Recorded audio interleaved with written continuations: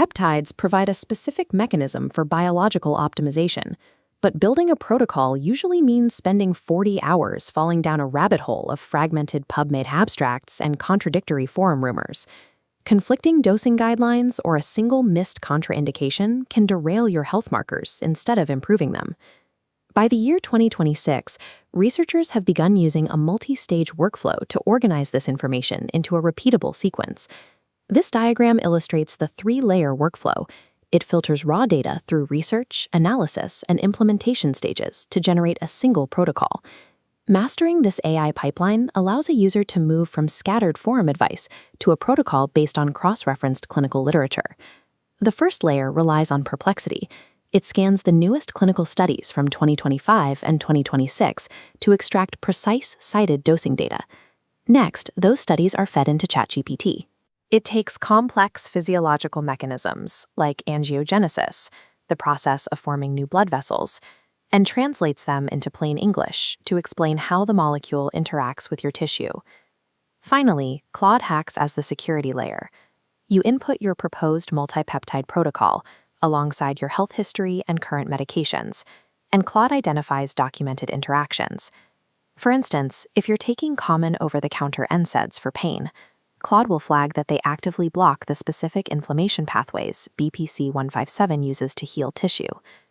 Layering these three distinct tools in sequence creates a multi-stage check against human error during the research phase. When you run specific goals through this pipeline, it outputs protocols backed by the clinical evidence found in Act 2. Take the performance recovery stack.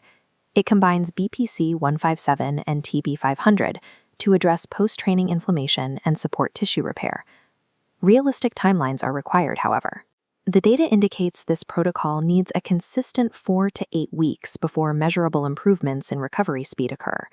For aging markers, the pipeline generates the longevity stack, utilizing GHK-Cu alongside senolytics, compounds that clear out damaged cells, to drive systemic collagen synthesis.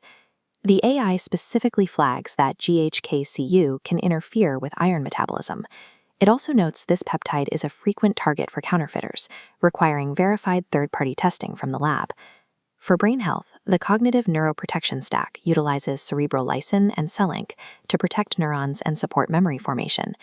These stacks are the direct outputs of the multi-stage research and safety pipeline established earlier.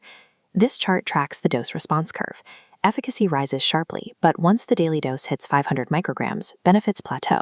Taking more simply wastes material. Therefore, staggering is required. Launching 4 new compounds on day 1 is a documented mistake. If you develop a negative reaction to a multi-peptide stack, you have no way to identify the cause. Introducing one peptide every 2 weeks provides the isolation needed to track your body's response. Quality control is non-negotiable. Buying from an unverified lab with low prices is a red flag. Always demand HPLC testing to confirm true chemical purity. AI can synthesize vast amounts of research, but it cannot provide a medical diagnosis or prescribe treatment. If you skip the testing or ignore medical guidance, you strip away the evidence and turn a researched protocol into a high-stakes gamble. The protocol's architecture is now accessible. The final variable is your commitment to the steps. Here is the 4-step blueprint. Pick a goal, run the AI workflow, validate safety with Claude. Finally, execute and track results for 12 weeks. For ongoing updates on the newest clinical studies and research tools, join the Peptide Visuals newsletter. In this era of biohacking, hidden knowledge is no longer the bottleneck. The advantage belongs to whoever executes the system.